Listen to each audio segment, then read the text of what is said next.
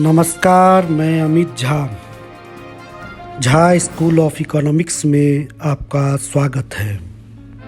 मेरे YouTube channel Jha school of economics को subscribe करें। आज के इस वीडियो में हम रिजर्व बैंक ऑफ इंडिया यानी भारतीय रिजर्व बैंक की भारत की अर्थव्यवस्था में क्या भूमिका है, इस पर एक संक्षिप्त जानकारी आपको देने का प्रयास करेंगे। उम्मीद है कि मेरा प्रयास आपको अच्छा लगेगा। 1 अक्टूबर से यानी अगले महीने से लोन पर बैंकों की मनमानी पर ब्रेक लग जाएगा का वचन देता हूँ। आपने ये भी गौर किया होगा कि इस वचन के नीचे आरबीआई गवर्नर के दस्तखत होते हैं। इंडियन करेंसी के हर नोट पर कुछ ऐसा ही वचन प्रिंटेड है। पर सीधा असर पड़ेगा। आज से हो रहे कुछ बदलावों से आपको फायदा होगा, तो कुछ बदलाव आपकी जेब ढीली करने वाले हैं। तो ये खबर आपके लिए बहुत इंपॉर्टेंट है। आज से आपकी सैलरी रेपो रेट में बढ़ोतरी करने का निर्णय लिया है। माना जा रहा है कि इस बढ़ोतरी की वजह से भारत में महंगाई में लगातार कुछ कमी देखने को मिल सकती है। यानी कि रेपो रेट में बढ़ोतरी। भारतीय रिजर्व बैंक यानी आरबीआई ने एक बार फिर नीतिगत ब्याज दर यानी रेपो रेट में बढ़ोतरी की घोषणा की है। इस स्लाइड में हम आरबीआई का संक्षिप्त इतिहास जानेंगे। बैंकों के विकास के साथ एक अराजकता वाली स्थिति आ गई थी, क्योंकि कोई बैंकों की गतिविधि पर नज़र रखने वाला नहीं था।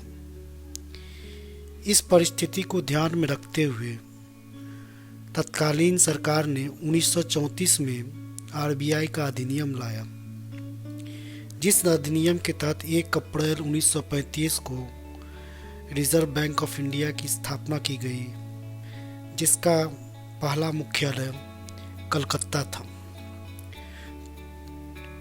बाद में 1937 में मुख्यालय मुंबई शिफ्ट कर दिया गया।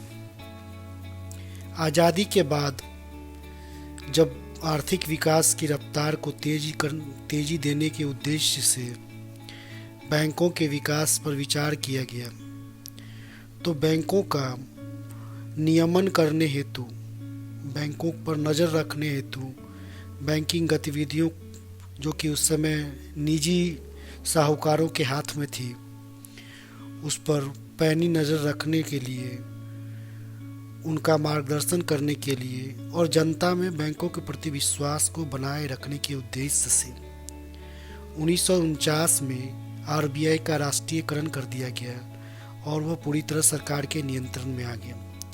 अब वह सरकार और बैंकों के बीच संवाद करती थी, बैंकों पर का निगरानी रखती थी और मौद्रिक नीतियों का निर्माण करती है। आरबीआई के जो महत्वपूर्ण कार्य हैं उसके बारे में हम अगले स्लाइड में जानेंगे। आरबीआई के जिम्मे बहुत सारे काम हैं, जिसमें कि प्रमुख कार्य जो कि आरबीआई को करने होते हैं वो निम्न हैं। मौद्रिक नीति, विदेशी मुद्रा भंडारण, नोटों और सिक्कों की छपाई, बैंकों और सरकार का बैंक। आरबीआई की मौद्रिक नीति से तात्पर्य है मुद्रा पर नियंत्रण। हर तिमाही आरबीआई मुद्रा पर नियंत्रण करने के लिए मौद्रिक नीति लाती है, जिसके तहत महंगाई पर नियंत्रण करना भी इसका एक उद्देश्य होता है। बाजार में तरलता पर्याप्त मात्रा में उपलब्ध हो, यह भी उद्देश्य होता है। तो बहुत सारे पैमाने हैं मौद्रिक नीति के, लेकिन मुख्य रूप से एसएलआर, रेपो रेट और सीआरआर और एक बैंक रेट है, जो कि आरबीआई की मौद्रिक नीति के पैमाने हैं, जिसको कम ज़्यादा करके आरबीआई बाज़ार में पैसा छोड़ता है, बाज़ार से पैसा खींचता है और इस प्रकार महंगाई और मंदी से निपटने का प्रयास करता है। यह एक सीमित इंस्ट्रूमेंट्स है जिसका कि इस्तेमाल आरबीआई करता है, पर कारगर साबित होता है। बहुत वक्त में यह कारगर साबित हुआ है और सरकार को मुसीबत से बचा लेता है। तो साथ में सरकार को जो है सकल घरेलू उत्पाद के का अनुमानित आंकड़ा भी बताता है आरबीआई अपनी मौद्रिक नीति में। बैंकों की स्थिति के बारे में जानकारी देता है, एनपीए के बारे में जानकारी देता है। ऐसे तमाम सारे फैक्टर्स हैं जिन पर कि आरबीआई जो है अपनी मौद्रिक नीति में चर्चा करता है। चूँकि एक साल में हर तिमाही में होता है तो 4 मौद्रिक नीति जो है 4 टाइम में क्वार्टरली पेश किया जाता है।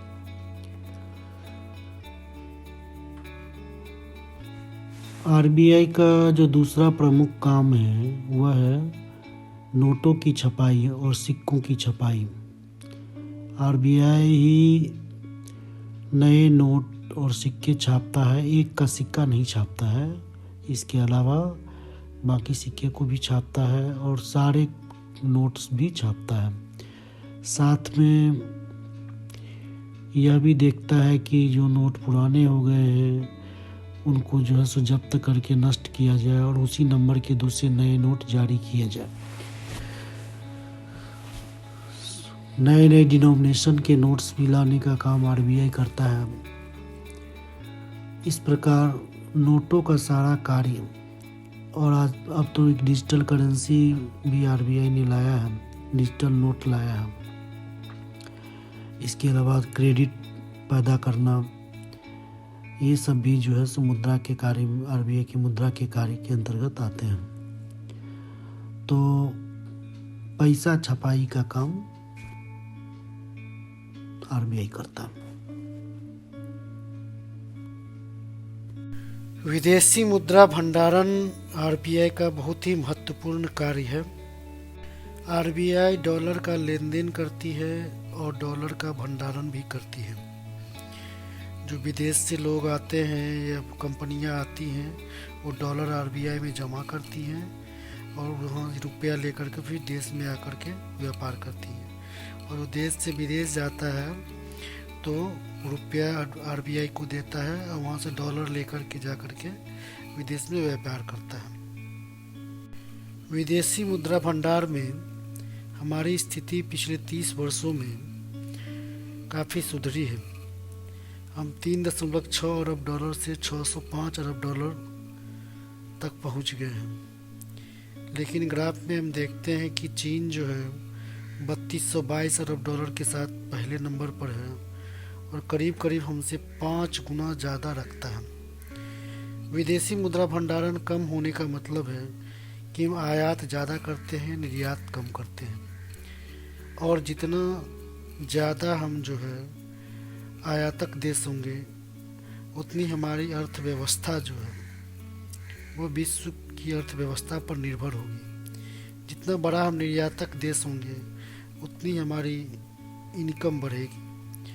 तो जहाँ चीन को उत्पादक देश कहा जाता है, हमें भारत को उपभोक्ता देश की श्रेणी में रखा जाता है। तो आरबीआई की एक बहुत ही महत्वपूर्ण भूमिका में से एक है कि विदेशी मुद्रा भंडारण पर नज़र रखना, विदेशी मुद्रा भंडारण को बढ़ाना और ऐसी परिस्थिति पैदा करना जिससे कि हमारा डॉलर और रुपया का संतुलन जो है बना रहे। आरबीआई जो है उसका एक महत्वपूर्ण कार्य में से एक कार्य ये भी है कि वो सारे बैंकों का, चाहे वो सरकारी हो या प्राइवेट हो, सभी बैंकों का बैंक है।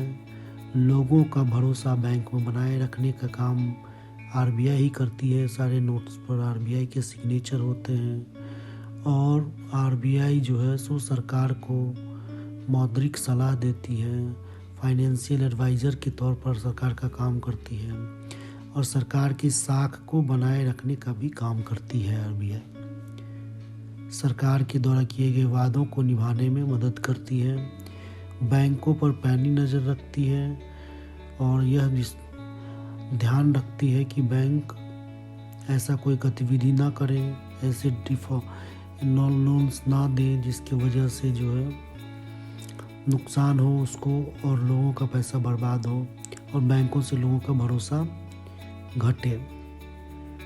तो सारे बैंकों के खाते आरबीआई में होते हैं और आरबीआई से वो कर्ज लेती है और आरबीआई को शॉर्ट टर्म कर्ज होता ही और आरबीआई भी कभी कभी कर्ज बैंकों से लेता है। तो ये दोनों तरफ से लेन देन होता है। ये शॉर्ट टर्म कर्ज कहा जाता है, जिसके द्वारा बैंक अपने नित्य गतिविधि में जो है को मदद करती है। इस तरह जो है एक छोटी सी भूमिका में मैंने आरबीआई के फंक्शंस को, छोटे से कामों को जो है चर्चा की है। उम्मीद करता हूँ कि मेरा प्रयास थोड़ा बेहतर लगा होगा और आगे और भी बेहतर प्रयास करते रहने की कोशिश करूँगा। धन्यवाद। आखिर में हमारे वीडियो को अंत तक देखने के लिए बहुत बहुत धन्यवाद। उम्मीद करता हूँ कि आगे भी आप हमारे वीडियो को देखने के लिए आते रहेंगे और हमारा हौसला अफजाई देते रहेंगे। धन्यवाद।